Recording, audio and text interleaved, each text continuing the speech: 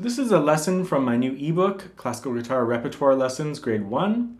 This is kind of a follow-up from my 2 method books. So after you complete my 2 method books, you can go on to the Grade 1 repertoire. And the book kind of presents a number of pages of lessons on a piece and then the piece itself. So it kind of prepares you with the scales and the melodies and the chords, and then you play the piece, and that should prepare you for playing the piece. And even if you don't buy the book, you can watch the videos and see how I go about learning these pieces or teaching it to beginners. And then you can get some tips and learn your pieces in the same way. So there's a link for the book under the video, so you can check that out. But first thing we're going to do is take a look at the key. And the key is A minor in this case. So we're going to play an A melodic minor scale, just with alternating fingers. The piece doesn't use all these notes, but it's a good idea to warm up with these notes to get a feel for the key before you play the piece.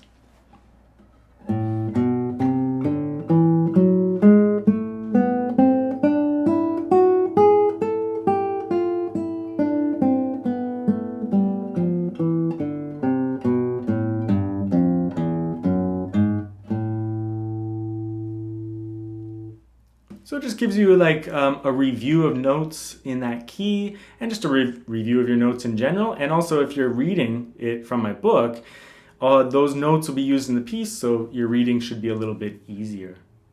Now, one thing you'll hear me say tons of times in my lessons is play the melody on its own. Essentially, if a student can't play a simple melody with a legato sound and nice musical phrasing, how can they possibly play it with all the other notes? So I've written out the melody of this piece in the book on its own. It might seem redundant because you could just read the top line of the piece, but it's sometimes nice, like you just look at only the melody notes.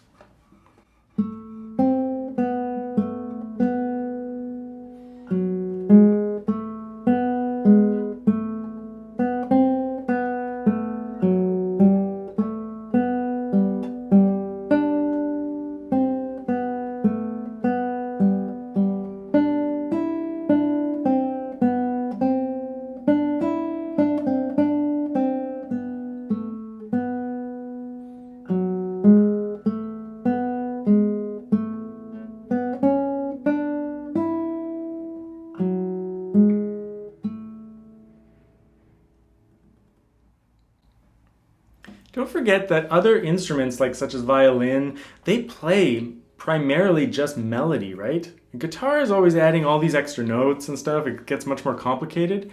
But you really do want to practice just melody and make it sound really lovely. Make it your main focus is melody. And then when you add the other notes to the piece, you try to retain the quality level that you had when you were just playing the melody.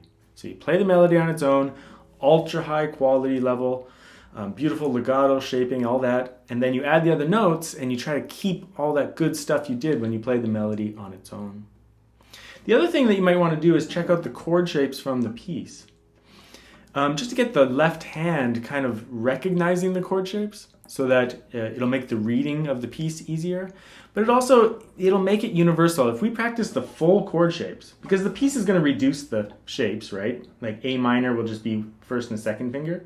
But if you play the full shapes, then you'll be able to relate the practicing of these chords to all other pieces. So it kind of makes it more universal. So just strum through I've listed the chord diagrams for the piece. I'll call it out in the video as well.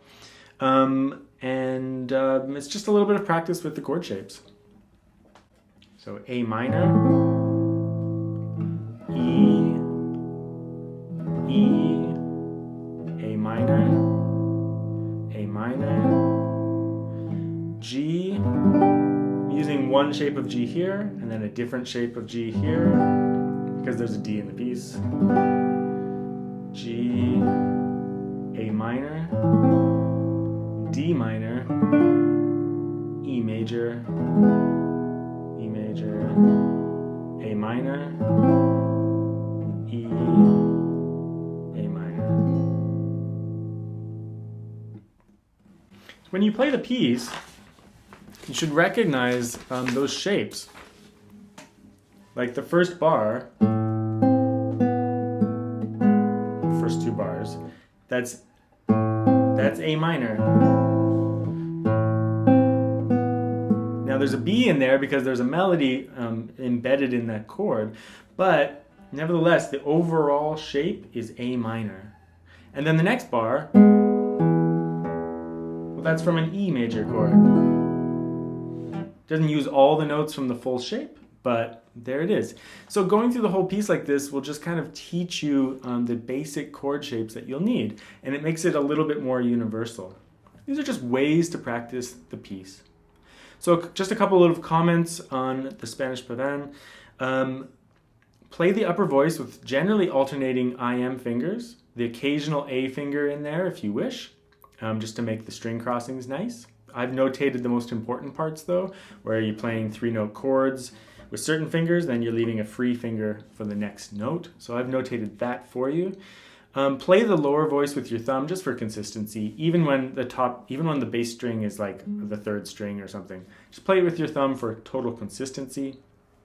A pavin is a dance. It's probably of Italian origin. It was very popular in Europe in the 16th century. It was originally quite fast, but by this time it became a much more slow processional dance. So you should take a pretty moderate tempo in this. Don't let it fly too fast. And that's about it for the Spanish Pavin. I'll go each of the pieces in this book, go through some different techniques and some different levels of activity. So I think that by going over all the pieces in my book, you'll get a good taste of what grade 1-ish repertoire feels like and the techniques required for that. And each piece is going to, require some different little lessons that we'll have on them. When I say grade 1, I'm really just talking about after my 2 method books. It kind of coincides with the RCM grades, but actually not completely. Some are outside of the grades, and many of these pieces just aren't in the RCM. So it's close, but it's my own graded system to follow up my 2 method books.